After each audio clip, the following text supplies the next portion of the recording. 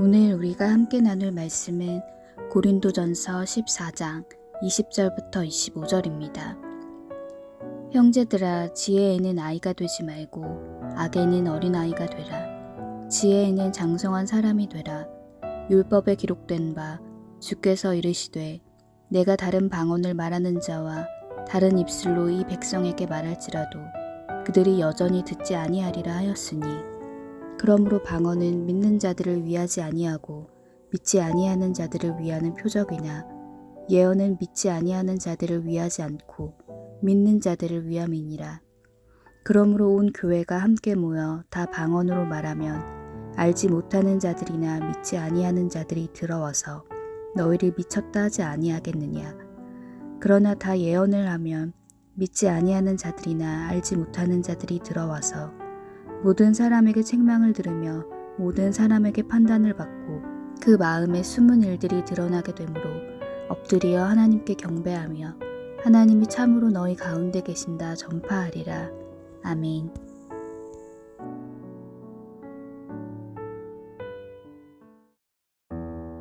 반갑습니다. 오늘 고린도전서 14장 20절부터 25절을 중심으로 조정이라는 주제의 말씀을 함께 나누겠습니다.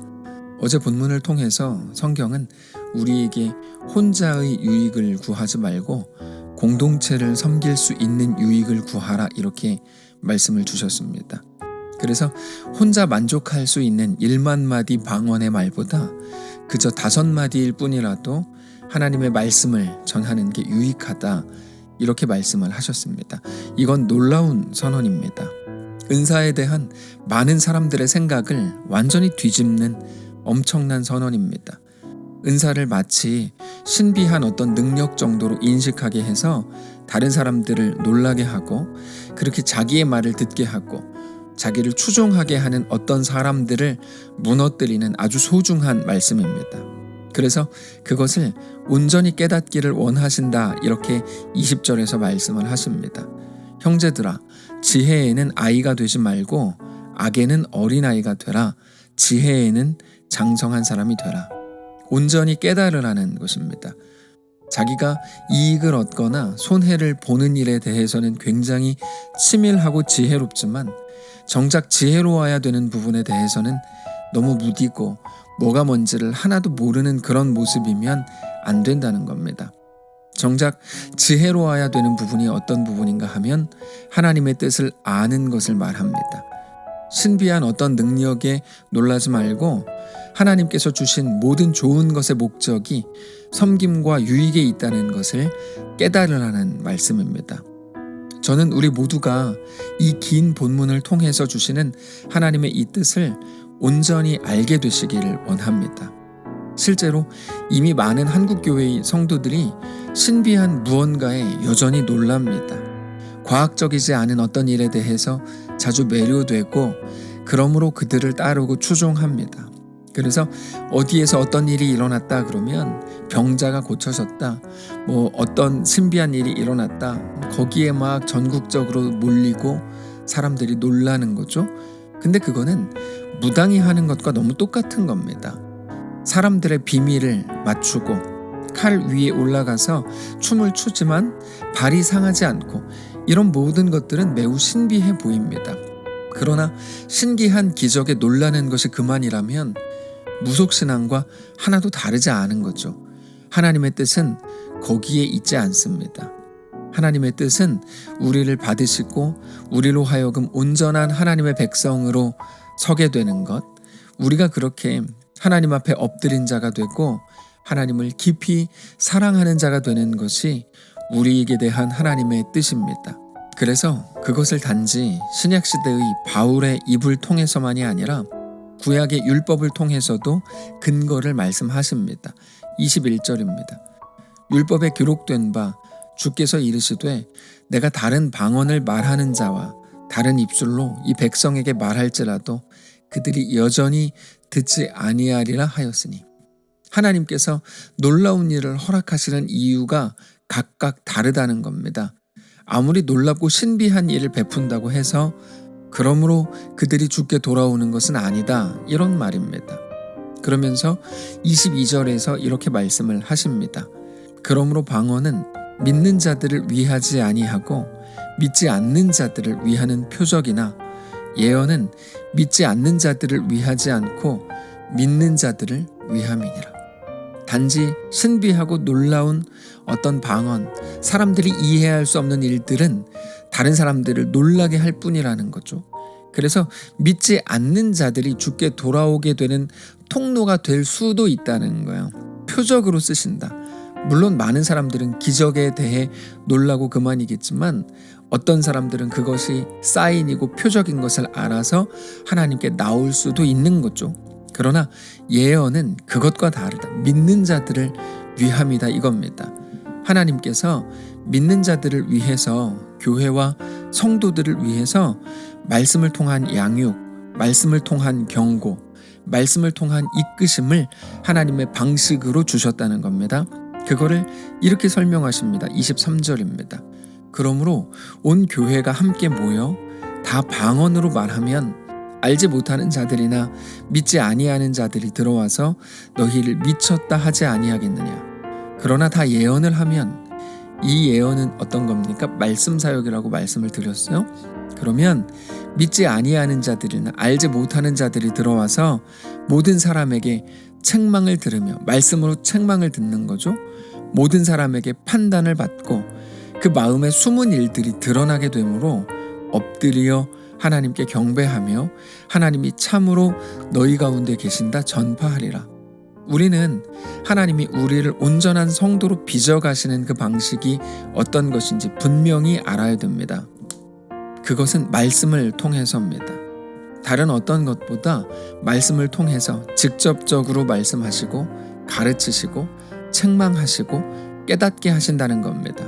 우리는 그게 듣기 싫습니다.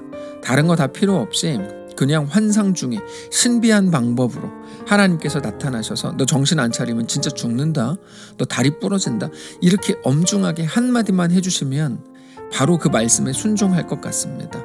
그런데 하나님은 그렇게 안 하시고 이미 주신 말씀, 성경을 통해서 성경을 해석하고 증거하는 설교자를 통해서 우리 각 사람에게 말씀하신다는 겁니다. 그렇게 말씀을 통하여 책망을 듣고 설교자의 입을 통하여 판단을 받고 그렇게 그 마음속 깊이 숨겨놓아서 아무에게도 들키지 않을 거라고 생각하면서 꽁꽁 숨겨놓은 그런 생각들까지도 말씀을 통해 다 드러나게 되고 그렇게 부끄러워지지만, 그러나 그게 끝이 아니라 자신의 연약함과 죄성을 깨달아 하나님 앞에 엎드리고 하나님을 경배하고 역시 하나님이 말씀으로 우리 가운데 임재하셨다라고 고백하게 된다는 거죠. 그게 하나님이 우리를 이끌어 가시는 방식이라는 겁니다. 그래서 얼마 전에 주일 예배 때에도 말씀을 드렸지만 말씀을 듣는 내내 이 말씀은 진짜 그 사람이 들어야 되는데, 우리 남편이 들어야 되는데 그 사람이 안 왔네, 이렇게 생각한다면 그건 잘못 생각하시는 겁니다. 반대로 말씀을 듣는 내내 기분 나빠, 혹시 나 들으라고 저렇게 설교하는 거야? 이런 마음이 든다면 여러분 그건 정상이고, 정상일 뿐 아니라 너무 좋은 기회고 하나님의 놀라운 복입니다. 하나님이 우리에게 말씀을 통해서 직접 말씀을 주신다는 게 얼마나 놀라운 하나님의 은혜일까요? 물론 마음이 불편해지겠죠. 책망을 받는데 어떻게 마음이 편하겠습니까? 그러나 하나님께서 설교자의 입을 통해서 나에게 말씀을 하신다면 그것이 말씀을 통한 성령의 임재라는 건데, 우리 각자를 위해서 성령께서 정말 그렇게 임재하신다면 그건 우리에게 대한 하나님의 놀라운 은혜인 것이 확실합니다. 우리 모두가 하나님의 말씀 앞에 어떤 마음과 어떤 자세로 서야 할지에 대해서 이제 너무나 분명해졌습니다. 사랑하는 성도 여러분, 하나님은 우리를 사랑하십니다. 그래서 우리를 그냥 내버려 두실 마음이 없습니다. 우리를 온전하게 이끌어 가실 작정이십니다. 그런데 하나님의 이끄심의 방식은 늘 말씀을 통해서라는 것을 알게 되시기를 바랍니다. 하나님이 우리 가운데 계시는 그 하나님의 임재의 방식이 말씀을 통해서라는 겁니다. 그러므로 사랑하는 성도 여러분, 매일같이 말씀을 대하실 때마다 내가 변하나 봐라, 똑같은 설교, 내가 달라지나 봐라, 내가 나를 바꾸나 봐라, 이렇게 뻗팅기는 게 아니라 주님, 말씀으로 나에게 오늘 말씀해 주십시오. 내가 나를 바꾸겠습니다. 나를 조정하겠습니다.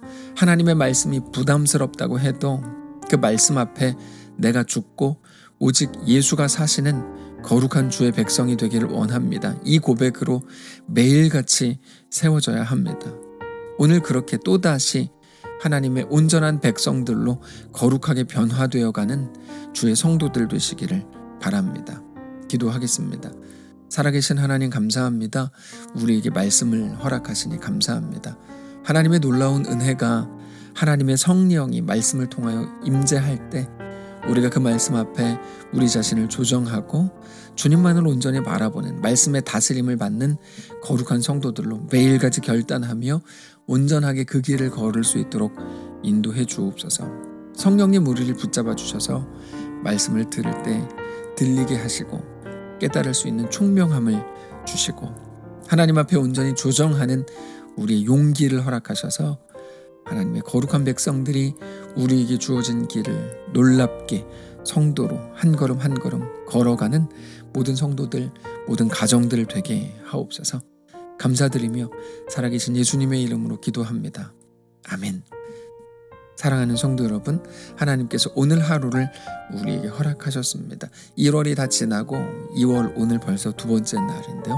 우리의 삶을 하나님께 온전히 내어드리시기를 원하고 우리의 삶을 하나님 앞에 그렇게 조정하면서 주님과 함께 믿음으로 걸어가는 거룩한 우리 모두의 삶이 되시기를 축복합니다.